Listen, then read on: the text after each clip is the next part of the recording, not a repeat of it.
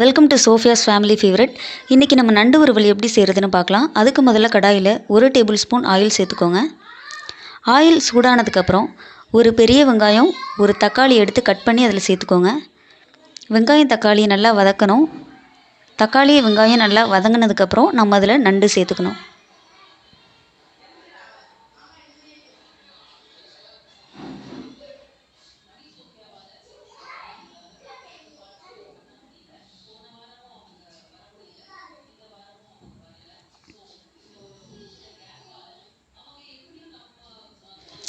ஒரு கிலோ நண்டு எடுத்து சுத்தம் பண்ணி வச்சுருக்கோம்.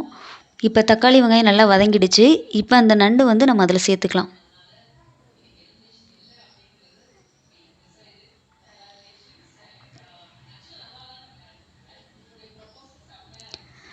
நண்டு சேர்த்ததுக்கப்புறம் நம்ம அதில் மசாலா சேர்க்கணும்.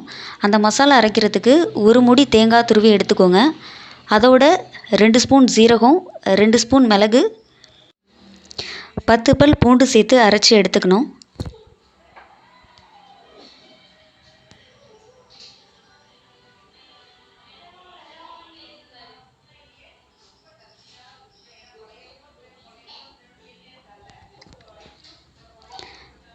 தேங்காய், ஜீரகம், மிளகு, பூண்டு சேர்த்து அரைச்ச இந்த மசாலாவில் 1 டேபிள் ஸ்பூன் மிளகாத்தூள், 1 ஸ்பூன் மஞ்சத்தூள், தேவையான அளவு உப்பு சேர்த்து நல்லா கலந்துக்கணும்.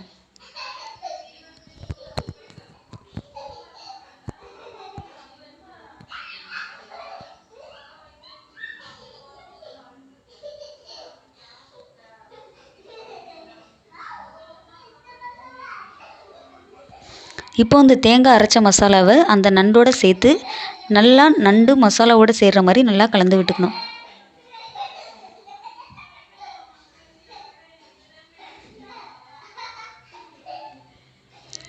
இந்த தேங்காய் அரைச்ச மசாலாவை நண்டோடு சேர்த்துட்டு கொஞ்சமாக அதில் தண்ணி ஊற்றி இதில் சேர்த்துக்கோங்க. அதிகமான தண்ணி ஊற்ற வேணாம்.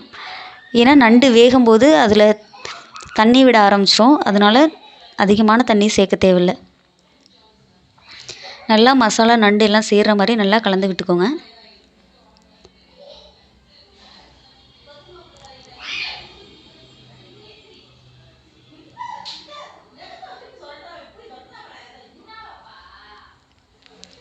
கொஞ்ச நேரத்தில் இந்த மாதிரி தண்ணி விட ஆரம்பிச்சிரும்.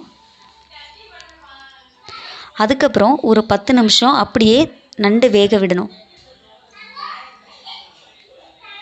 வேகும்போது இடையில நண்டு எல்லாம் ஒன்றா வேகிற மாதிரி கிளறி விட்டுக்கோங்க. 10 நிமிஷம் கழித்து நண்டு நல்லா வெந்து தண்ணி எல்லாம் வற்றி நண்டு ரெடி ஆகிடும்.